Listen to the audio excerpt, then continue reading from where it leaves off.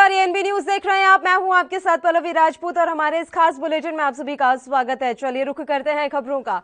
भारत में corona virus जल्दी रूप बदल रहा है और ज्यादा लोगों को अपनी चपेट में ले रहा है। बुधवार को 3 लाख से ज्यादा नए मामले सामने आए और 2100 से ज्यादा लोगों की जान भी चली गई। पिछले 7 दिनों में ही 18 लाख से ज्यादा लोग संक्रमित हो चुके हैं, जबकि उससे पहले के हफ्ते में 10 लाख से ज्यादा मामले बढ़े थे। वर्ल्डोमीटर और कोविड-19 इंडिया ORG के आंकड़ों के मुताबिक बीते 24 घंटे के दौरान 3,15,478 नए संक्रमित मिले हैं। 1,79,372 मरीज ठीक हुए और 2,101 और लोगों की कोरोना संक्रमण के चलते मौत हो गई है। इसके साथ ही कुल संक्रमितों का आंकड़ा 1,59,24,000 को पार कर गया है। अब तक 1,34,49,000 से ज्यादा मरीज ठीक हो चुके हैं और 1,84,672 लोगों की जान भी जा चुकी है। सक्रिय मामलों की संख्या इस समय देश में 2 करोड़ से भी ऊपर हो चुकी है। वहीं केंद्र सरकार ने आगाह किया है कि कोविड ग्राफ में अभी तक गिरावट का कोई स्पष्ट संकेत नहीं मिल पाया है। सरकार की ओर से बुधवार को जारी आंकड़ों के मुताबिक कोविड वैक्सीन की पहली खुराक लेने के बाद 21,000 से ज्यादा लोग कोरोना वायरस से संक्रमित हो गए, जबकि 5,500 से अधिक लोग दूसरी खुराक लेने के बाद भी संक्रमित हो गए हैं। ICMR के महानिदेशक बलराम भार्गव ने बुधवार को कहा कि हम महामारी की दूसरी लहर के बीच में हैं और मामलों में वृद्धि हो रही है। हम ये नहीं बता सकते कि संख्या में आखिर कमी कब आएगी। तो देश में कोरोना के मामले लगातार बढ़ते जा रहे हैं और इस महामारी ने अब विकराल रूप ले लिया है। अचानक से मामलों में जिस तरीके से बढ़ोतरी दर्ज की जा रही है, उसने तमाम राज्य सरकारों और केंद्र सरकार की चिंता बढ़ाई हुई है। स्वास्थ्य सुविधाएं इस समय पूरे देश में चरमराती हुई नजर आ रही हैं। बड़े दुख की बात यह है कि अकेले महाराष्ट्र में ही सबसे ज्यादा लोगों की मौत हो रही है और केरल और महाराष्ट्र से सबसे ज्यादा संक्रमित मामले सामने आ रहे हैं। ऐसे में लगातार यहाँ की सरकारें प्रयास कर रही हैं कि स्थितियों को सुधारा जा सके। इस बीच दिल्ली में भी अब हालात बेकाबू हो चले हैं। लगातार दिल्ली सरकार की तरफ से मांग की जा रही है कि केंद्र उनकी मदद के लिए आगे आए। अरविंद केजरीवाल भी पत्र लिख चुके हैं। उप मुख्यमंत्री मनीष सिसोदिया ने भी केंद्र सरकार को पत्र लिखा है और केंद्र सरकार अपनी तरफ से पूरी कोशिश भी कर रही है कि लोगों को राहत पहुंचाई जाए। और जिस तरीके से मदद इस समय दी जा रही है राज्य सरकारों को, उम्मीद यही की जा सकती है कि जल्द ही आने वाले समय में हालात कुछ सुधरते हुए नजर आएंगे। और इस खबर पर तमाम जानकारी देने के लिए दिल्ली से हमारे संवाददाता राजीव तिवारी समय लाइव जुड़ गए हैं। राजीव, आपसे कोरोना को लेकर अपडेट चाहेंगे। पिछले 24 घंटे के आंकड़े क्या कुछ कह रहे हैं?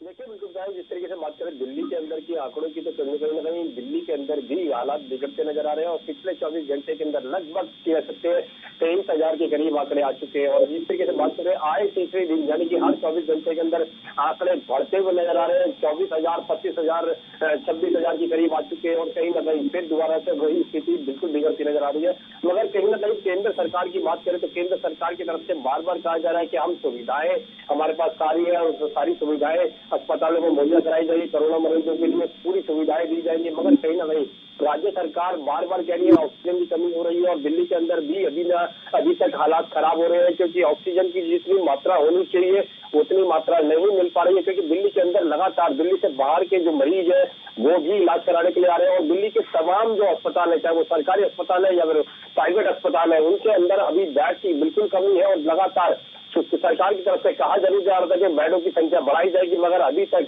स्थिति बिल्कुल बिगड़ती नजर आ रही है और प्राइवेट अस्पतालों के अंदर बिल्कुल भी बेड नहीं मिल रहे हैं।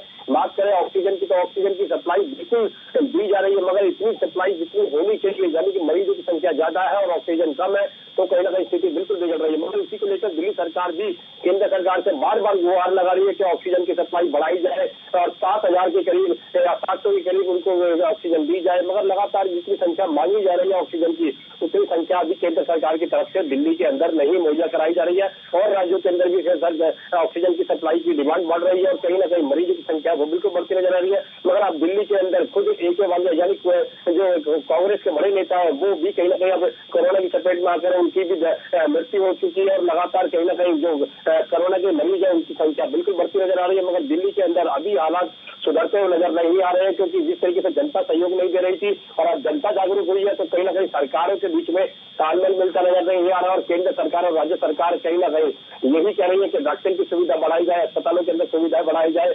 डॉक्टरों की कमी हो रही है, अस्पतालों के अंदर बेडों की कमी हो रही है, ऑक्सीजन की कमी हो रही है, मगर केंद्र सरकार कह रही है कि उनके पास प्रॉपर इंतजाम है, मगर वो इंतजाम धरातल पर नजर नहीं आ रहे हैं। जी बिल्कुल, हम भी देख पा रहे हैं कि जिस तरह के इंतजाम हैं वो अभी नाकाफी हैं। ऐसे में बड़ा सवाल राजीव ये भी बनता है कि बीच में जब तस्वीरें खराब होने लगी थी तब जाकर मीडिया का ध्यान केंद्रित हुआ कि देश में कोरोना जैसी कोई महामारी है। मतलब बीच में मीडिया ने भी उतना कवर नहीं किया इस पूरी कंडीशन को। शायद समय रहते अगर मीडिया भी अपनी भूमिका निभा लेता तो हम स्थितियों को सुधार सकते थे, जो सुविधाएं हैं वो पहले से ही बनाई जा सकती थी। तो इसमें गलती कहीं ना कहीं मीडिया की भी रही है राजीव, क्या आप भी ऐसा मानते हैं?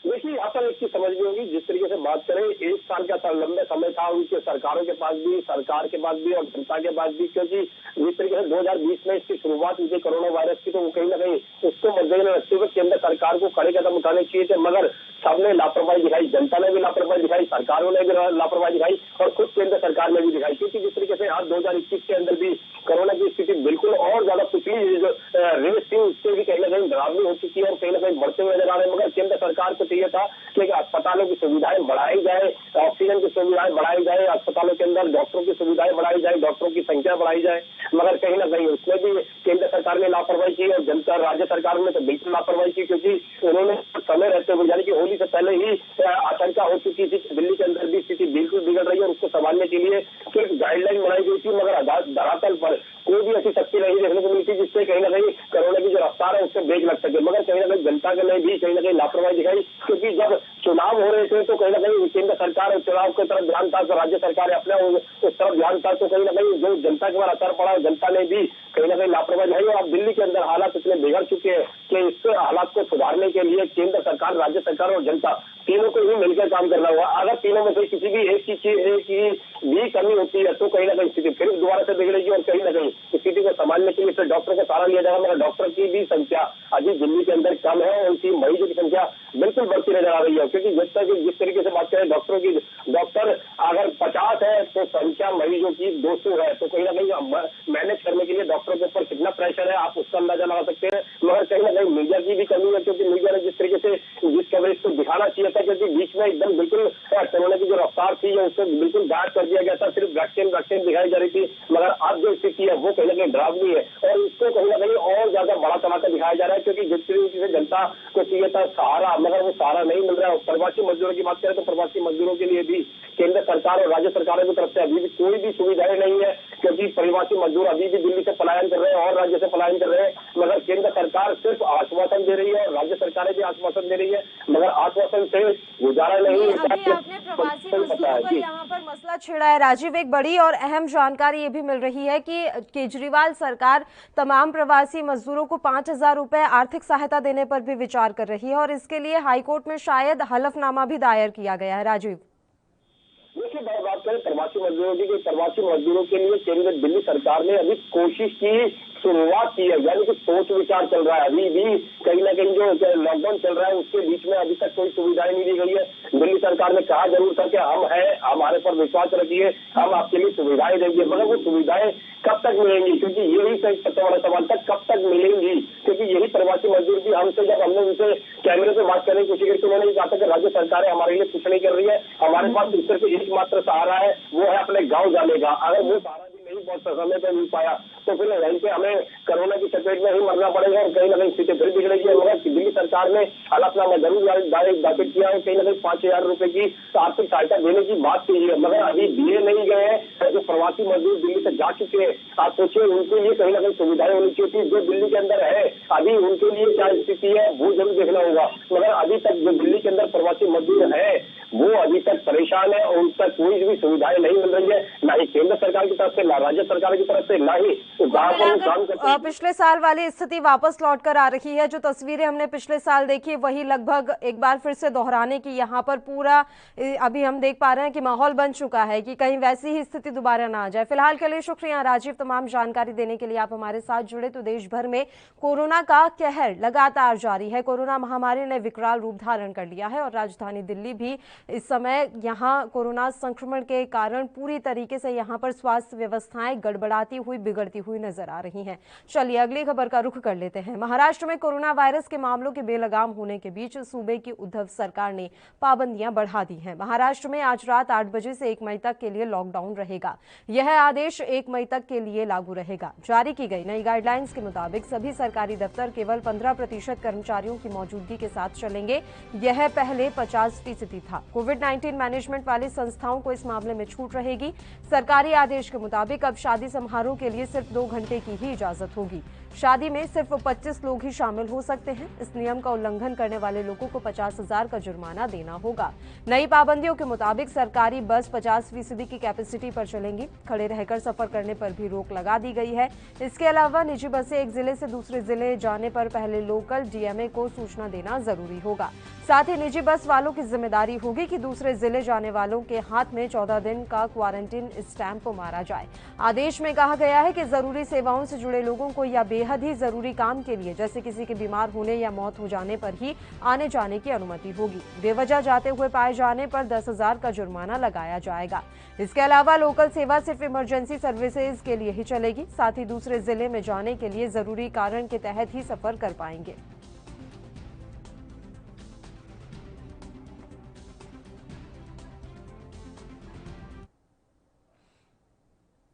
और इस खबर पर तमाम जानकारी देने के लिए मुंबई से हमारे संवाददाता मुरारी सिंह इस समय लाइव जुड़ गए हैं। मुरारी, पूरी जानकारी आपसे चाहेंगे। अब महाराष्ट्र सरकार ने नई गाइडलाइन जारी की है और इस गाइडलाइन के मुताबिक आज रात 8 बजे से 1 मई तक के लिए संपूर्ण लॉकडाउन रहेगा। पूरी जानकारी।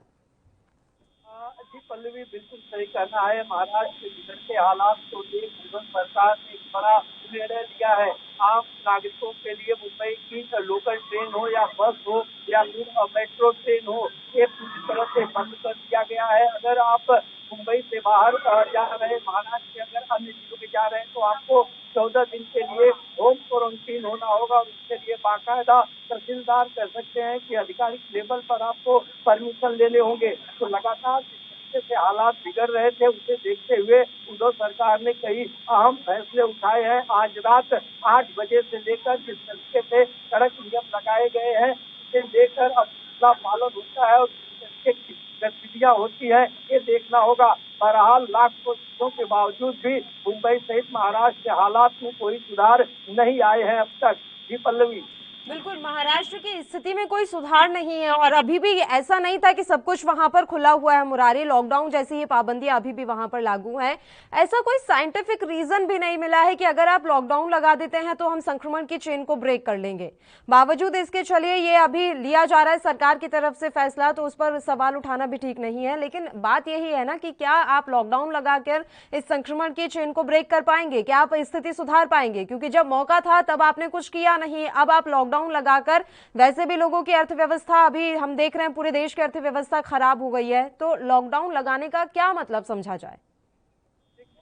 लॉकडाउन जो लगाया गया है वो स्वास्थ्य मंत्री राजेश टोपे और उद्धव सरकार के सचिव द्वारा बाकायदा 3 दिन इसका मंथन किया गया। उसके बाद जो है इसकी रिपोर्ट सौंपी गई। उसके बाद उद्धव सरकार ने यह निर्णय लिया है। लेकिन जिस तरीके से लॉकडाउन लगा है, लॉकडाउन लगाने से पहले उद्धव सरकार ने उन लोगों के बारे में नहीं सोचा जो रोज अपने गांव के लिए पलायन कर रहे हैं, या रोज कमाते रोज खाते थे, या फुटपाथ पे धंधा करने वाले लोग थे, ऑटो रिक्शा टैक्सी ड्राइवर थे। ऐसे तमाम लोगों की समस्याओं को न ध्यान में देते हुए जिस तरीके से एक कदम उठाया गया है, इसकी अब कहीं न कहीं जो है कि आलोचना भी देखी जा रही है। विपक्ष लगातार सरकार पर हावी है। जब संक्रमण को रोकने का जो कह सकते हैं कि एक समय था, उसमें जो लापरवाही बरती गई है उसका खामियाजा लॉकडाउन के रूप में भुगतना पड़ रहा है। अगर ऑक्सीजन की बात करें, बेड की बात करें, अस्पताल की बात करें, तो काफी किल्लत से महाराष्ट्र जूझ रहा है। और ऐसी परिस्थिति में अगर लॉकडाउन के पूरे आकार और लॉकडाउन के कड़क नियम अगर पालन कराए जाएंगे तो हालात काफी बिगड़ सकते हैं। जी पल्लवी।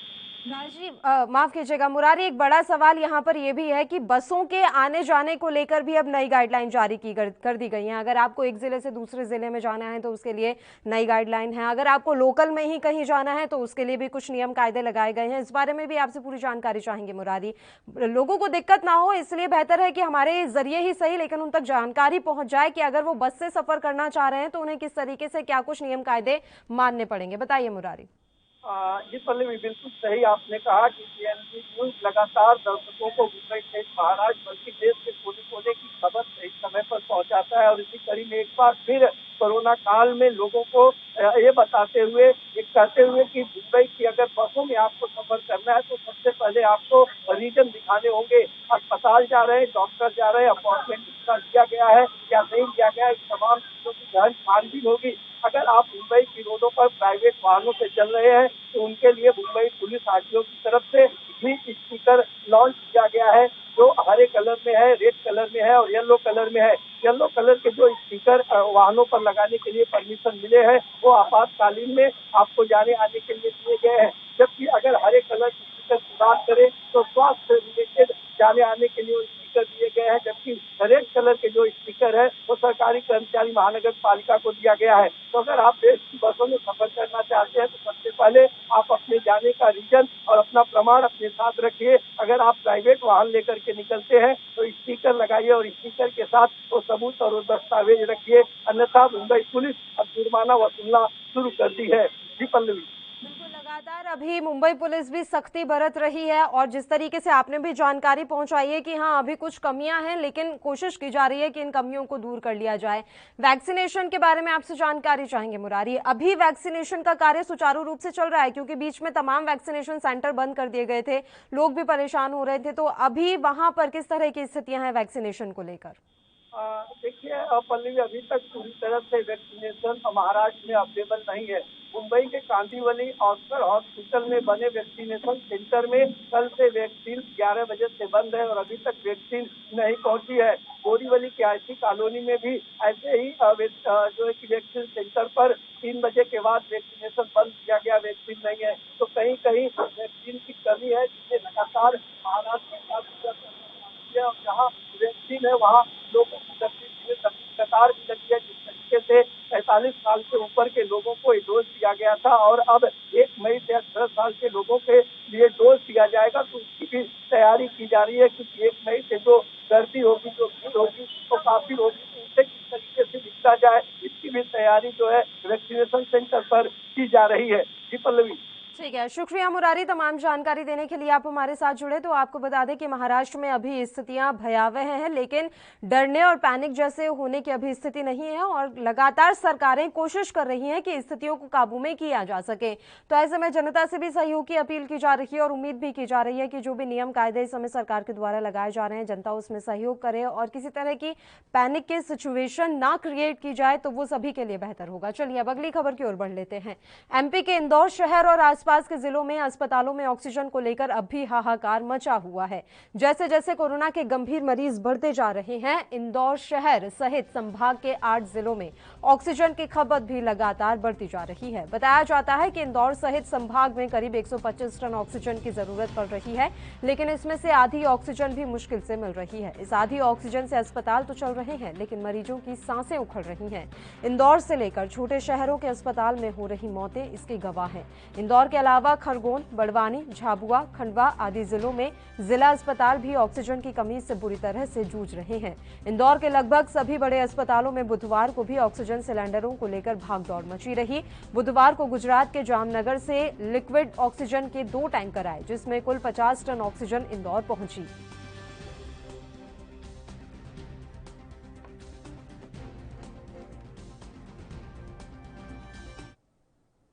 और इस खबर पर तमाम जानकारी देने के लिए इंदौर से हमारे संवाददाता गणेश तिवारी समय लाइव जुड़ गए हैं। गणेश, इंदौर की स्थिति हम आपसे जानना चाहेंगे। ऑक्सीजन को लेकर फिलहाल क्या कुछ व्यवस्थाएं वहां पर नजर आ रही हैं?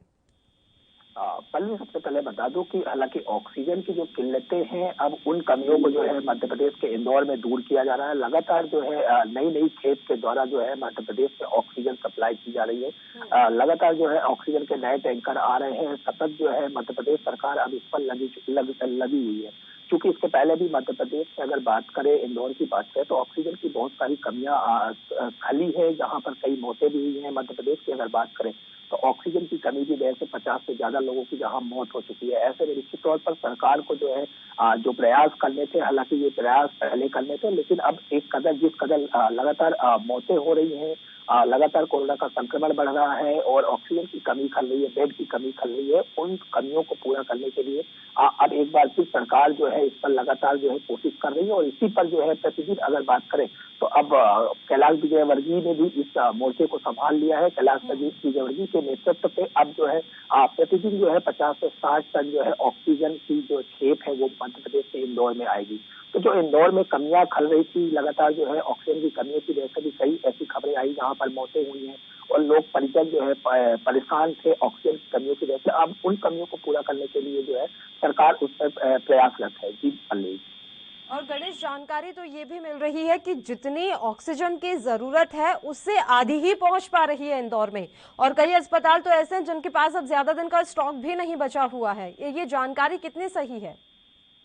निश्चित तौर पर अगर जो ऑक्सीजन हालांकि चाहिए उससे कम ही ऑक्सीजन अभी आ पा रही है। लगातार जो है सरकार और जो मंत्री हैं उनकी तरफ से यही कहा जा रहा है कि 2 से 3 दिनों के अंदर जो है जो लगातार जिस कदर खपत है मध्य प्रदेश में और इंदौर में और तमाम जिलों में जिस कदर खपत है उतनी ऑक्सीजन की सप्लाई जल्द पूरी की जाएगी। हालांकि लेकिन अभी राज्य सरकारें जितनी हमें आवश्यकता है, औसतन 100 टन की आवश्यकता अगर हमें प्रतिदिन है इंदौर में, और औसतन अगर बात करें तो 500 से 6 मीट्रिक टन जो है मध्य प्रदेश में ऑक्सीजन की उपलब्धता होनी चाहिए। हालांकि वो अभी उपलब्धता नहीं है, लेकिन सरकार इस पर लगातार जो है सरकार अपनी तरफ से बयान दे रही है कि जल्द हम 2-3 दिनों में इन दिक्कतों का जो है जो दिक्कतें आ रही हैं ऑक्सीजन की उन कमियों को हम पूरा कर लेंगे। ठीक बिल्कुल। और अभी बीच में हमने ये भी देखा कि रेमडेसिविर की भी वहां पर कमी हो गई है, हालांकि अब एक खेप वहां पर पहुंचाई गई है। तो इस इंजेक्शन को लेकर भी आपसे जानकारी चाहेंगे। अभी अस्पतालों के पास पर्याप्त मात्रा में क्या रेमडेसिविर उपलब्ध है?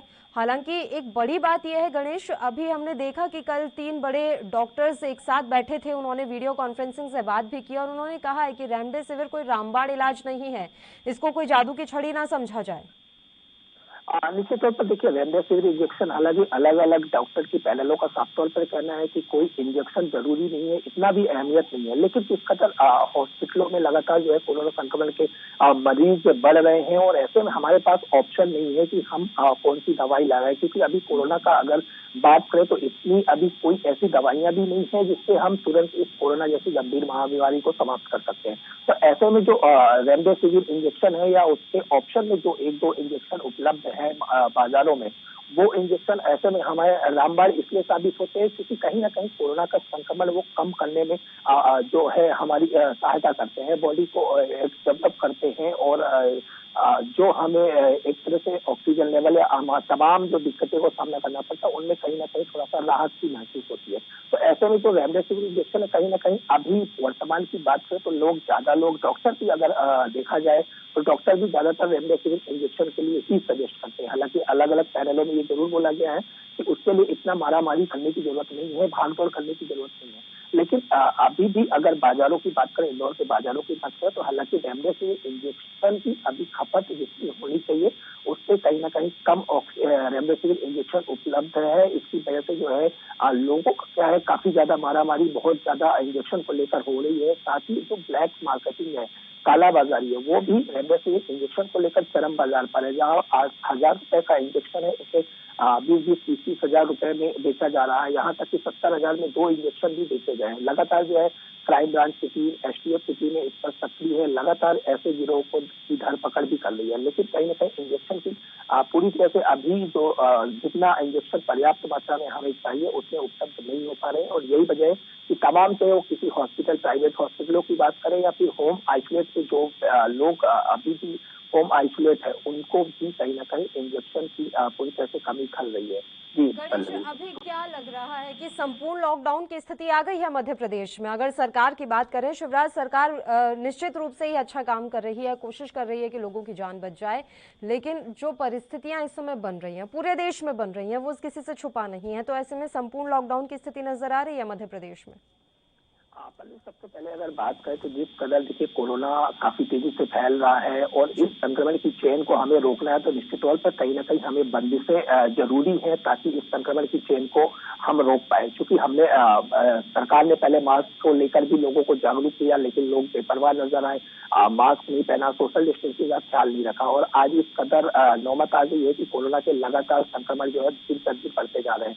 27% की दर से कोरोना संक्रमण लगातार मध्य प्रदेश में आ रहे हैं। 13,107 मामले मध्य प्रदेश में एक ही दिन में सामने आना, 75 लोगों की मौतें होना, तो लगातार संक्रमण जो है बढ़ता नजर आ रहा है और संक्रमण के मरीज भी बढ़ते नजर आए। तो उस संक्रमण की चेन को रोकना, तो हालांकि अभी मुख्यमंत्री शिवराज सिंह चौहान ने 30 अप्रैल तक यहाँ पर बंदिशें की है। कोरोना कर्फ्यू पूरे मध्य प्रदेश में लागू है, शादी ब्याह तमाम सारी चीजों पर पाबंदियां हैं, किसी तरह से कोई अनुमति नहीं दी जा रही। लेकिन अगर जिस कदर अभी भी कोरोना अगर 30 अप्रैल तक नहीं रुकता है, ये संक्रमण की चेन नहीं थमती है, लगातार इसी कदर आंकड़े बढ़ते रहेंगे, तो ये एक जरूर चीज है कि कहीं ना कहीं मध्य प्रदेश सरकार को लोगों की भलाई के लिए, जनता की भलाई के लिए इस संक्रमण की चेन को रोकने के लिए कहीं ना कहीं कड़े कदम उठाने पड़ सकते हैं और एक सख्त लॉकडाउन के लिए भी जाना पड़ सकता है। जी कली बिल्कुल, लॉकडाउन का रास्ता अपनाना पड़ सकता है अगर इसी तरीके से हालात बने रहे। अभी वैक्सीनेशन को लेकर हम आपसे जानकारी चाहेंगे। गणेश, मेरा आखिरी सवाल है, क्या सूबे में वैक्सीनेशन का कार्य सुचारू रूप से चल रहा है? और उससे भी अहम जानकारी ये, लोगों में विश्वास है वैक्सीनेशन को लेकर? क्या वो बाहर निकल रहे हैं कि हम जाते हैं और वैक्सीन लगवा लेते हैं जाकर?